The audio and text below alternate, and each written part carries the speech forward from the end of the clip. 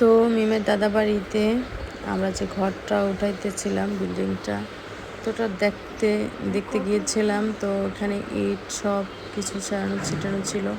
তো পাশের বাড়ি এক ভাবি, আবার আমাদের ঘরের সাথেই, তার সাথে অনেক বছর দেখা হয় না, তো একটু দেখা করতে গিয়েছিলাম। এই যে তাদের কিউট কিউট ছাগলটা একটু দাঁড়িয়ে আছে, লাল লাল টাইপের, ওকে একটু আদর করে দিলাম। তো এদিক দিয়ে যাচ্ছিলাম, ও মিটমিট করে চাচ্ছিল, তাই ওকে আদর করে দিয়েছি। তো এখন চলে যাব তাদের বাসায়। তাদের বাসা এই তো ঘরের মধ্যে ঢুকতেছিলাম, তারা হয়তো ওই বারান্দার মধ্যে আছে। তো এখন দেখা করব, তো যাচ্ছিলাম আর সব কিছু একটু ভিডিও করতেছিলাম। এই যে তার বড় ছেলে, নাতি নাতকো সব নিয়ে তারা মজা করছে, তার ছেলে।